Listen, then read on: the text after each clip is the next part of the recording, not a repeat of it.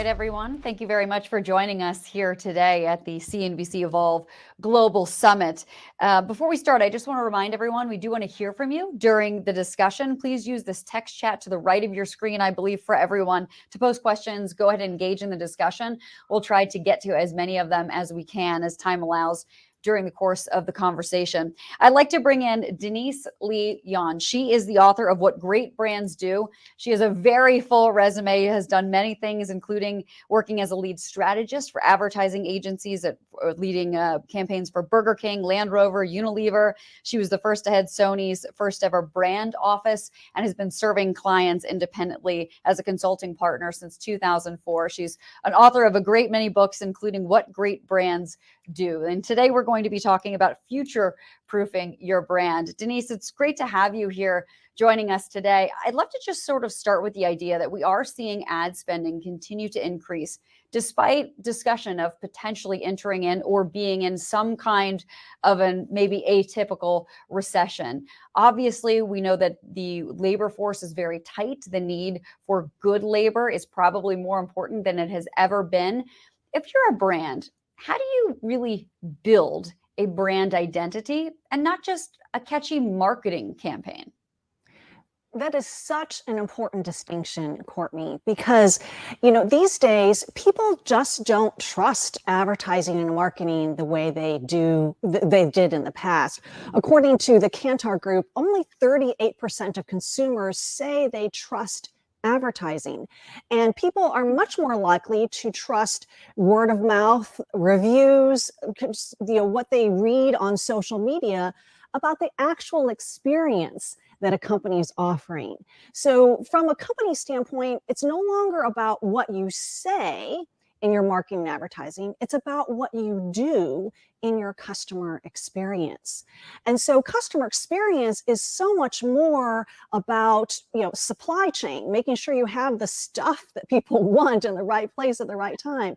It's about workforce engagement and agility, making sure that your people are delivering and serving your customers the way that they should. And then it's about data analytics, making sure that you are engaging with customers in the right way at the right time in very personalized ways to make sure you're meeting their needs. So in terms of building a great brand, it's much more about these operational issues than it really is about traditional marketing spending. Very interesting. Can you give us some examples of brands right now that you feel have a very strong brand identity, that they really sort of walk their walk? Yeah. One brand comes to mind, Airbnb, and I think I'm a little bit personally biased because I've kind of gotten the travel bug like many people now, and I'm out there trying to make up for the lost travel of the last 2 years. And I really found that Airbnb's experience has lived up to the promise that they make. I always say that, people talk about brands being promises, but I always say that your brand can't just be a promise. It must be a promise delivered. And I feel like Airbnb really delivers on this promise of belonging and exploration and feeling like you are a local and that you are at home wherever you are in the world. And they do this by engaging both their employees, their workforce behind the scenes to create this great experience, but then also engaging their hosts, the people who welcome guests into their home. And by aligning and unifying, engaging and equipping both their workforce and their hosts, they're able to deliver a customer experience that really does help a traveler like me, feel like I belong there and that I want to choose Airbnb more than any other choice that I have when traveling these days. That's a good example. I took a branding class when I was at NYU Stern and I was getting my MBA. And I remember the discussion about having a good brand leader, someone that really embodies the culture. Can you give us some examples of what it takes to be a good brand leader in a company that is trying to develop or hold on to a brand that it's already really identified for itself, and potentially any examples today? Yeah, leadership today has so much more to do with your purpose and your core values, and making sure that everyone in your organization and really all of your stakeholders are engaged in that purpose and values. And I hold up Satya Nadella and the work that he's done at Microsoft as an excellent example of this. If you just look at the turnaround that Microsoft has experienced, and I think the last, 6 to 8 years that he's, maybe 8+ years that he's been at helm, you've seen that he has aligned and transformed the organization through its purpose and values. Now, one thing that's important to note is that, the talk about purpose for companies has become quite popular. And so you see a lot of CEOs talking about their purpose as an organization. But according to the Harris poll, only 24% of B2B business leaders say that their purpose is really embedded in their business. It's really a driving force for their business. So that means that in 3/4 of companies, your purpose is just a message. Whereas I think a leader like Satya has made the purpose and values of his organization the guiding principles for it. So, for example, Microsoft's mission is to empower every person, every organization on the planet to do more and achieve more. So it's really about reinventing productivity and empowering people. Well, I think Satya has realized that he needs to do that for his employees, his workforce, and particularly bringing them under this core value of one Microsoft. Prior to him taking the reins, my understanding is the company was plagued with, internal competition, a lot of silos, and that's why the company lost ground in the software business, as well as missed the opportunity to get in on the ground floor when cloud computing really took off. It was because they were too worried about competing internally as opposed to unifying and innovating together to move the company forward. And so Satya has really brought everyone together around this mission and around this value of one Microsoft, where they are more inclined to collaborate, more inclined to share resources, more inclined to be customer oriented together. One example that I heard is that, normally Microsoft has a annual leadership retreat where they take their, top 150 leaders, and they usually go off site and, do the things that company leaders do at these retreats. Well, he decided, the best way for us to get back in the game is to go and talk to our customers. So they, loaded all these leaders up onto these buses, went out and listened to customers, which not only gave them a great perspective on what their customers wanted and needed, but also unified them together in that understanding so that they could work together to bring solutions to those customers. So to me, that's a real example of the kind of leader. Wow, that is very fascinating. I think that one of the interesting factors that we saw out of or during this pandemic, I'm never sure exactly how to timeline where we are, is the idea of this great resignation and people really sort of examining their work-life balance, trying to decide if where they're putting their efforts is really best for them and their lives and their families. How does having a strong brand identity either help a company retain or attract a workforce? Yeah. Well, these days when I talk about brand, I really talk about the fusion of brand and culture. So your external brand identity and your internal organizational culture really need to be tightly integrated and aligned. That's why I wrote this book, Fusion, How Integrating Brand and Culture Powers the World's Greatest Companies. Because today, if your culture inside your organization doesn't match the message or the identity that you are projecting on the outside, your employees are going to call you out. Your customers are going to find out. Your stakeholders, your shareholders are not going to tolerate that kind of inauthenticity and that lack of integrity. And so it's really important that your culture, your internal culture, shares the same values as your brand. And to your point, employees these days want to work for companies that they share the same values, that they are committed to making a positive impact on this world, that they are inclusive and welcoming and valuing their employees. And so it's really important for companies to work on what is called employee experience. I already talked about customer experience and how important that is today in business. Well, employee experience, which is everything that an employee experiences throughout his or her, employment or connection to your company, is just as important. Because really, when you think about it, employees will only deliver experiences to customers that they have themselves. And, this isn't just about, being nice to your employees so that they're going to be nice to your customers. This is about making sure that your employees are equipped and empowered to do great work on behalf of your customers. So if you want your customer experience to be, seamless, tech-enabled, intuitive, you're not going to get there if everything you do with your employees is slow and bureaucratic and on paper.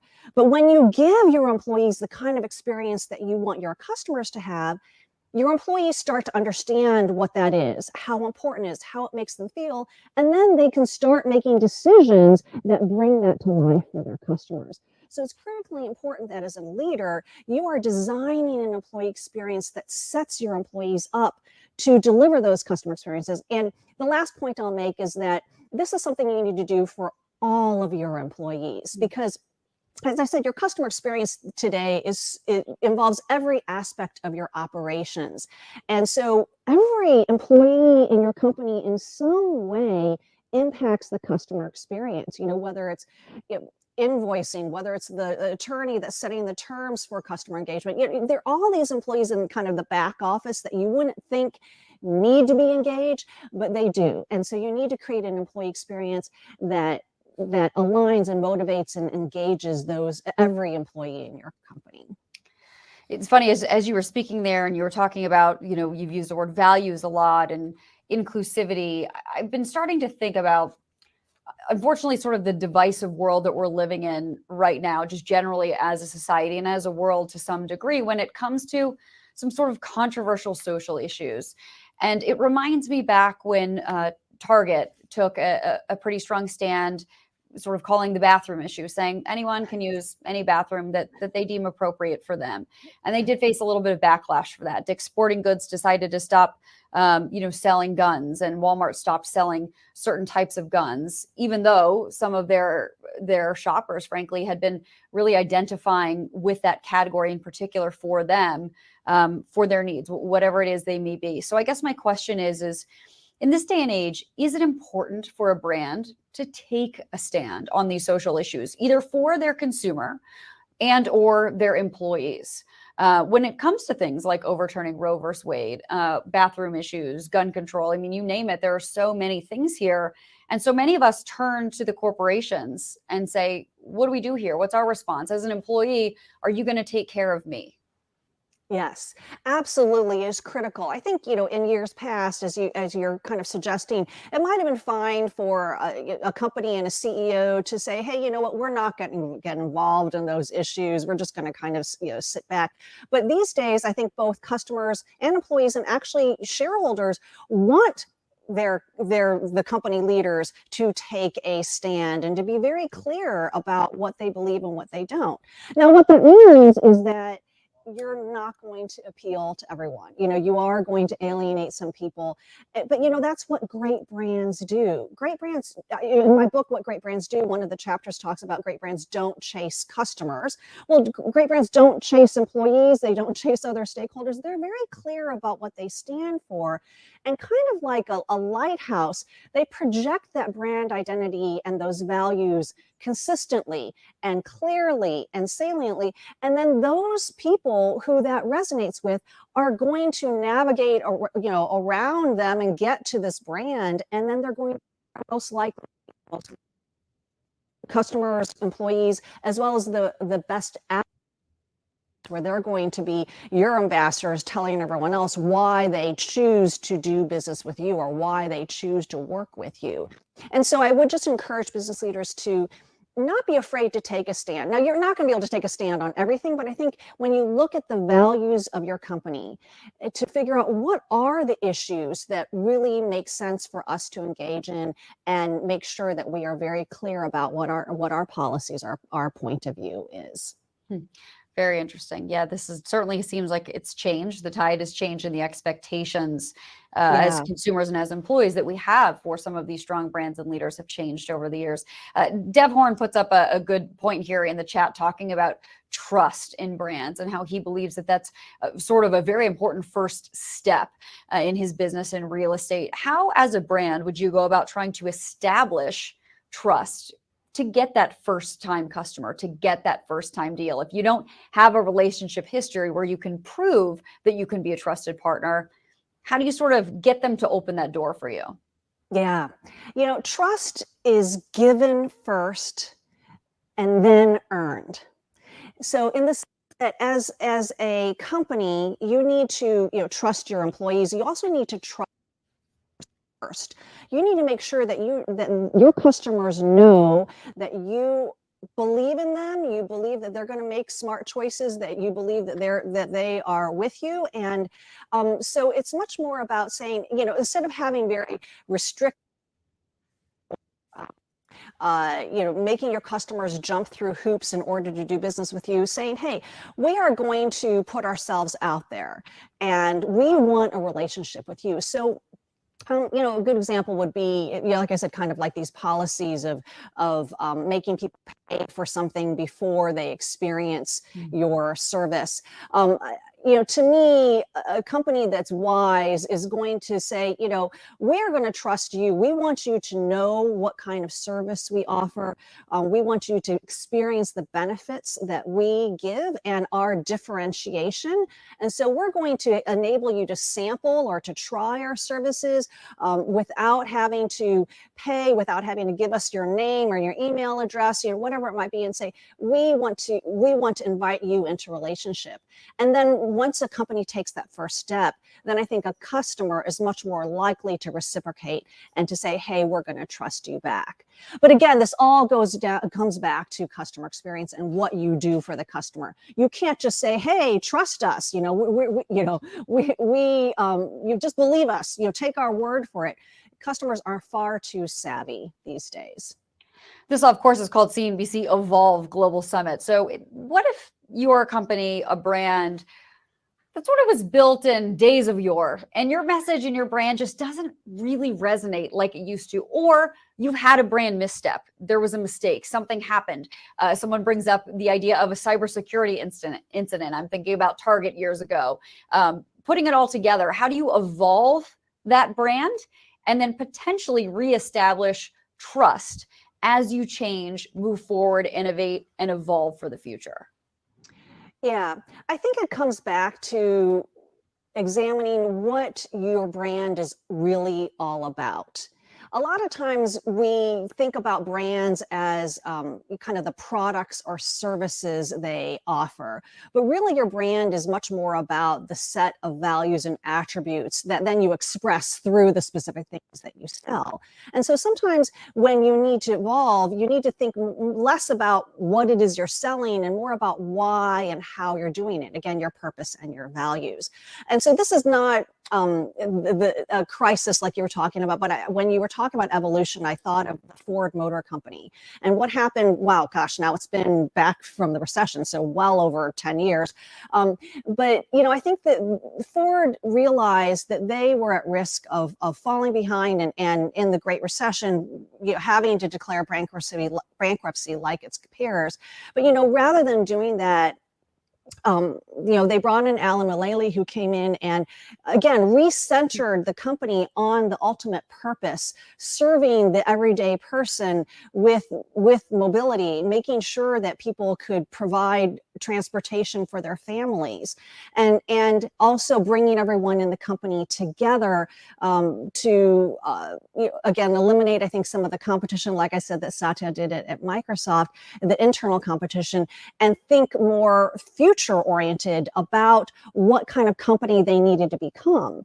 And I think that recentering around purpose and values laid the framework for now Ford not considering itself an automotive company, but considering itself a mobility company, and thinking about how do we, if the ultimate desire is someone getting from point A to point B, what are all the different ways, what are the different products and services and solutions we can offer that actually deliver on that purpose, on that mission, as opposed to being very stuck on, we're only building cars and we're only working on combustion engine products.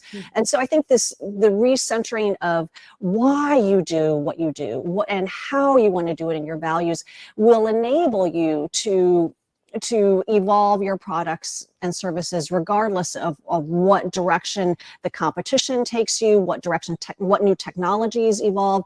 Even in the recession, when you're maybe having to scale back, maybe drop certain product lines or drop certain customer segments or markets, having that clarity about why you're doing what you're doing and making sure everyone in your organization is aligned with that is really going to enable you to sustain growth over time. Great insights. It's funny. I actually did a leadership paper on Alan Mulally when I was in business school. When you brought that up, I sort of remember those examples. That is a good one that was not so long ago, but long enough, I guess, that I've forgotten about what a good example that was. So I think we need to wrap up, but I would like, if I can, to sneak in one more question, Denise, as you were talking about evolving brands. I started to think about Victoria's Secret. So I'm gonna toss you one in the air. If you were advising Victoria's Secret to evolve for the future, I mean, this is a brand that was built on sort of femininity and sexiness and, I mean, quite frankly, perfect looking women, which we all know is a very hard standard for anyone to attain. And so they're working on really transforming their business and evolving for the future, but doing so, to me, does sort of pull apart their original brand identity. So if you could just quickly, I'm just very curious, if you were advising Victoria's Secret, what would you tell them? How do they keep a brand identity but evolve for the future? Yeah, well, Courtney, you just described the brand perfectly. It's about sexiness. It's about that like sensuality. It's about that intimacy. And I fear that in their efforts to be more inclusive and to expand what that definition is, they maybe have gone into areas where it's kind of more about athletic performance or shape or whatever. And so I think that there's a balance. I think there's a way that Victoria's Secret could move away from this kind of perfect model and one's definition of what sexiness is about, while still maintaining that core. And that really is the key, is to know what your core is and innovate around that. I love it. It's just it's a question I think all the time. How can they have success without sort of losing this brand identity that they've built, but make sure if it's for today's standards? Well, Denise, thank you so much for doing this with us today. 20 minutes absolutely flew by, so I'm going to have to let us wrap up here.